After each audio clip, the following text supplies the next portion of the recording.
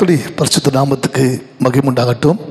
கர்த்தர் பிரியமானவர்களே, மீண்டும் இந்த டெய்லி ஊழியத்தின் மூலியமா உங்களை சந்திக்க கர்த்தருக்குள் நான் மிகவும் சந்தோஷம் அடைகிறேன். உங்களை மனதார இயேசு கிறிஸ்துவின் நாமத்தில் அடியேன் வாழ்த்துகிறேன், உங்களை ஆசீர்வதிக்கிறேன். ஆமென். தொடர்ந்து பிரியமானவர்களே, நம்ம இந்த மாதம் ஆரம்பத்திலேருந்து தேவன் நம்மளுக்கு கொடுத்த வாக்குத்தத்தப்படி தாவீதுக்கு அருளின அந்த நிச்சயமான கிருபை நான் உங்களுக்கு நித்திய உடன்படிக்கை ஏற்படுத்தி உங்களை ஆசீர்வதிப்பேன். ஆமென். ஒரு வேக நீங்கள் நினைக்கலாம், இந்த வாரம் முழுவதும், இந்த மாதம் ஆரம்பத்து முழுவதும் இந்த டெய்லி மூலியத்தில் கிருபைன்னு சொல்லி கொண்டிருக்கிறாங்களே, நிச்சயமான கிருபை சொல்லி கொண்டிருக்கிறாங்களே அப்படின்னா என்ன நீங்கள் எதிர்பார்த்து கொண்டிருக்கலாம்.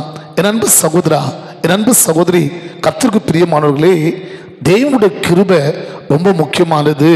இன்னைக்கு இது தேவனுடைய கிருபை இல்லாதனாலே எத்தனோ ஜனங்க வாழ்க்கையில் இன்னைக்கு அநேக வேதனைகள், ஆபத்துகள், அநேக மரணம் கூட சந்திக்கிற காரியங்கள் நடந்து கொண்டிருக்கிறது. ஒரு கர்த்தருடைய பிள்ளைகளுக்கு தேவனுடைய கிருபை ரொம்ப முக்கியங்க. ஆமென். அதில் தான் நீங்கள் 1 கொரிந்தியர் 12ஆம் அதிகாரம் 9ஆம் வசனம் சொல்கிறது. 1 கொரிந்தியர் 12:9 அந்த தேவனுடைய வார்த்தை சொல்கிறது, என் கிருபை உனக்கு போதும், உன் பலவீனத்தில் என் பலன் பூர்ணமாக விலக செய்வேன். என் அன்பு சகோதரா, என் அன்பு சகோதரி, ஒரு வேளை சோர்ந்து போய் நிற்கொண்டிருக்கிறீங்களா? வாழ்க்கையில் அநேக காரியத்தில் நீங்கள் தடமாடி கொண்டிருக்கிறீங்களா? என்னால் ஸ்திரமாக நிற்க முடியல, என்னால் பலமாக ஓட முடியல, அநேக சோர்வுகள், பலவீனங்கள், நிறைய பாடுகள் நான் அனுபவிச்சு கொண்டிருக்கிறேன். என் வாழ்க்கையை ஒரு பாரமாக தெரியுது, அந்த வாழ்க்கையில் பாரம் என்னால் தாங்க முடியல, என்னால் சுமக்க முடியல, என்னால் அந்த பாரத்தை விலகவும் முடியல, மற்றவங்களுக்கு அந்த பாரம் என்ற பாடு சொல்லவும் முடியல என்று தயங்கி கொண்டிருக்கிறீங்களா? என் அன்பு தேவ ஜனமே, கர்த்தருக்கு பிரியமானவர்களே, இன்னைக்கு ஏசப்பா உங்களை பார்த்து சொல்றாரு, என் அன்பு மகனே, என் அன்பு மகளே, என் கிருபை உனக்கு போதும். ஆமென். உங்க பலவீனத்தில் என் பலன் பூர்ணமாக விலக செய்வேன். ஆமென். இன்னைக்கு ஏன் ஆண்டோட பிள்ளைகள் பாடுகளை, கஷ்டங்களை, அநேக சோதனைகளை, அநேக வேதனைகளை, நோய்களை தாங்க முடியாம தடமாட்டோம், வாழ்க்கையில் ஸ்திரமாக நிற்க முடியல, அநேக சோதனை சோர்ந்து போயிடுறீங்க. காரணம் தெரியுங்களா? கிருபை இல்லை. யாருக்கு கிருபை இல்லையோ அவங்க சோதனையை, போராட்டங்களை, இது மாதிரி அநேக பிரச்சனைகளை தாங்க முடியாது. அவங்க வாழ்க்கையில் தான் பலவீனப்பட்டு சோர்ந்து போய், பின்தாங்கி போய், விழுந்து போய் அநேக காலத்தில் கஷ்டப்பட்டு நம்ம பார்க்குறோம்.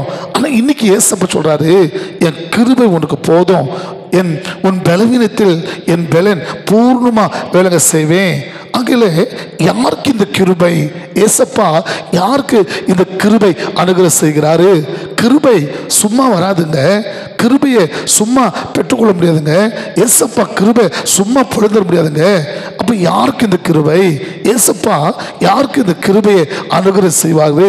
நீங்க சங்கீதம் 147:11 வசனம், ஸ்லாம்ஸ் 147:11 அங்க தேவோட வாக்குது, கர்த்தருக்கு பயந்து தன் கிருபைக்காக காத்திருக்கிற மேல் தேவன் பிரியமா இருக்கிறாரா? ஆம் பிரியமகளே, கர்த்தருக்கு பயந்து, ஆமென். யாருக்கு பயந்து? கர்த்தருக்கு பயந்து அவருடைய கிருபைக்காக காத்திருக்கிற மேல ஏசப்பா பிரியமா இருக்கிறாரு. அதான் சங்கீதம் 103 சொல்லப்பட்டிருக்குது, வானத்துக்கு பூமிக்கு எவ்வளவு உயரமோ கர்த்தருக்கு பயப்படும் மேல அவருடைய கிருபை அவ்வளவு பெரிதா இருக்கிறதா?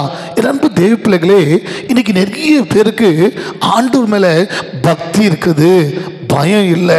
ஆமென். நம்ம சொல்லட்டுங்களா? அந்த பக்தி இருக்கிறதுனால தான் நீங்க சபைக்கு போறீங்க, ஜெபம் பண்றீங்க, பைபிள் படிக்கிறீங்க, ஊழிய கூட செய்றீங்க, அநேகருக்கு நீங்க கடவுள் பத்தி கூட சொல்றீங்க, காணிக்கை கொடுக்குறீங்க, தசமம் கொடுக்குறீங்க.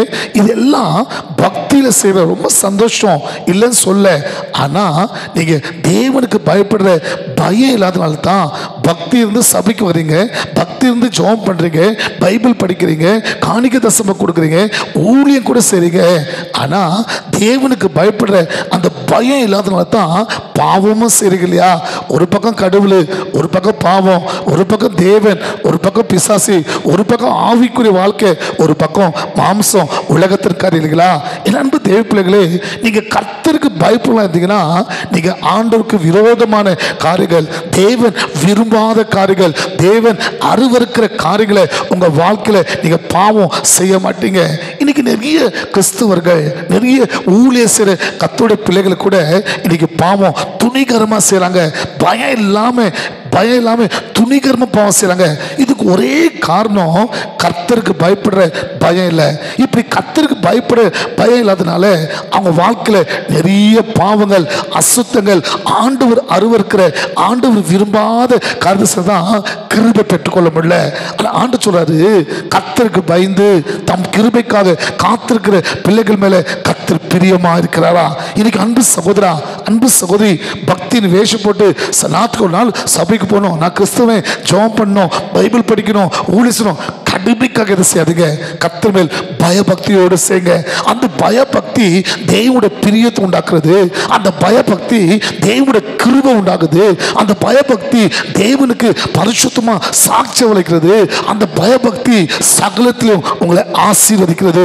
ஒருவேளை நீங்க கர்த்தர் பிள்ளைன்னு சொல்லி, கிறிஸ்தவன் சொல்லி, சபைக்கு போறேன்னு சொல்லி, ஜெபிக்கிறேன்னு சொல்லி, வேத வாசி சொல்லி, ஊழியக்காரன் சொல்லி பாவம் செய்துக்கிறீங்களா? இன்னைக்கு மன திரும்புங்க, கர்த்தருக்கு ஒப்பு கொடுங்க, ஆண்டுகிட்ட மன்னிப்பு கேளுங்க. அந்த கிருபை உங்களை மன்னிக்கும், அந்த கிருபை உங்களை பரிசுத்தமாக்கும், அந்த கிருபை அந்த பாவத்திலிருந்து உங்களை தூக்கி எடுக்கும், அந்த கிருபை உங்களை ஆசீர்வதிக்கும். ஜெபிக்கலாமா? எஸ்அப்பா, இந்த நல்ல வேலைக்காக ஜெபிக்கிற எஸ்அப்பா, இதோ இந்த கால வேலை கூட சுவாமி இந்த டெய்லி மூலியமா உங்களோட வார்த்தை கேட்டு எஸ்அப்பா, யாரெல்லாம் பாவத்தை விட்டு ஆண்டவரே உமக்கு பயந்து உங்களுடைய கிருபைக்காக காத்திருக்கிறாங்களோ அவங்க மேல பிரியமா இருக்க சொன்னீங்களப்பா. இதோ உங்களுடைய பிரியம் அவங்க மேல உண்டாகட்டும், உங்களுடைய கிருபை அவங்க மேல உண்டாகட்டும். உங்களுடைய பிரிய நிமித்தமா, உங்களுடைய கிருபை நிமித்தமா வரக்கூடிய சுகம், ஆசீர்வாதம், உயர்வு, சமாதானம், அற்புதம், விடுதலை இயேசுவின் நாமத்துல ஒப்பு கொடுக்கிற, தாழ்த்துகிற அத்தனை பிள்ளைகளை உண்டாவதாக அப்படி செய்து விட்டுக்கா. சோத்திரம் நல்ல பிதாவே, ஆமென். God bless you.